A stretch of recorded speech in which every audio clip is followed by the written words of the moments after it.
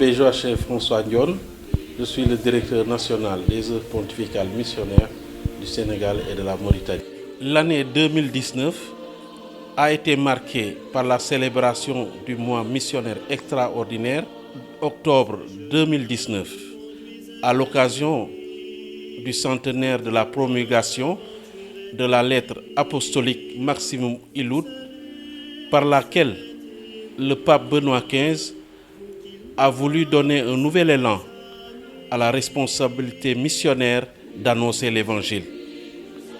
Par son thème « Baptiser et envoyer, l'Église du Christ en mission dans le monde », le pape François a voulu stimuler la conversion missionnaire en appelant à un changement de paradigme dans l'Église universelle et dans les communautés.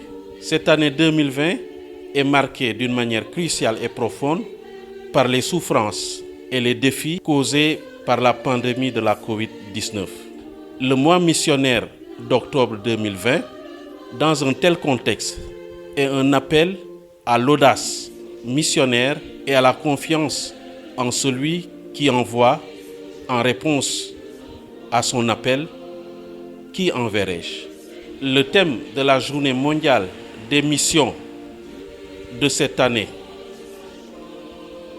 que le pape nous propose se trouve dans le récit de la vocation du prophète Isaïe.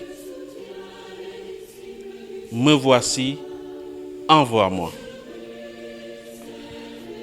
Le Conseil national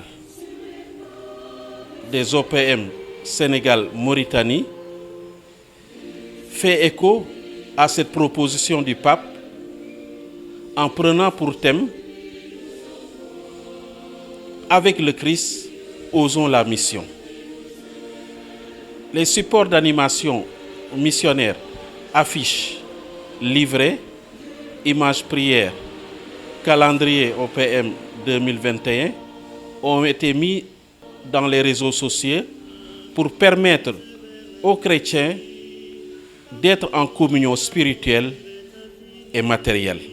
Des chapelets missionnaires, des t-shirts et des polos sont en vente dans les paroisses.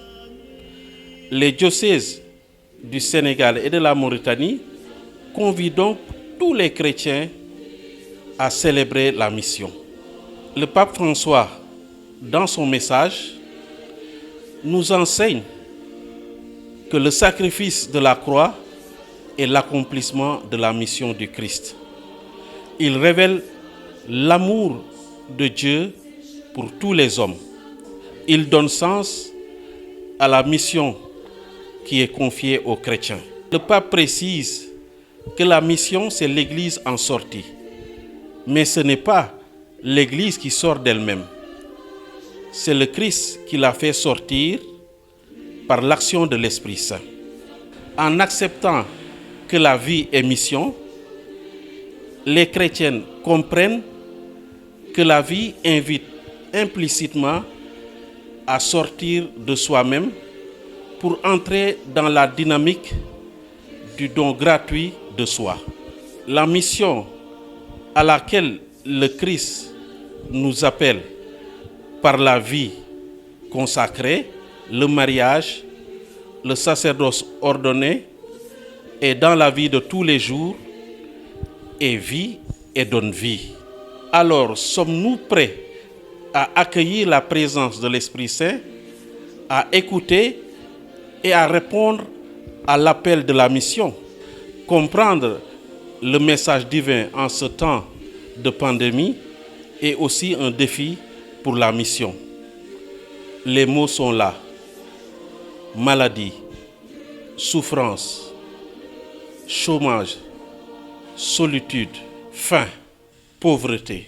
Nous sommes appelés à prendre conscience de notre besoin de relations sociales et de relations communautaires avec Dieu et à être attentifs à notre façon de les entretenir.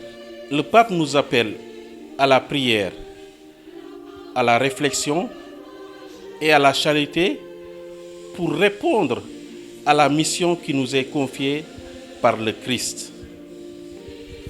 Sortons de nos habitudes, sortons de nos routines, sortons de nos bastions, sortons de nos confinements pastoraux et géographiques et allons, rivalisons de solidarité dans les collectes organisées durant la journée mondiale des missions en ce dimanche 18 octobre pour soutenir le travail missionnaire des OPM. Je vous remercie de votre attention. Avec le Christ, osons la mission.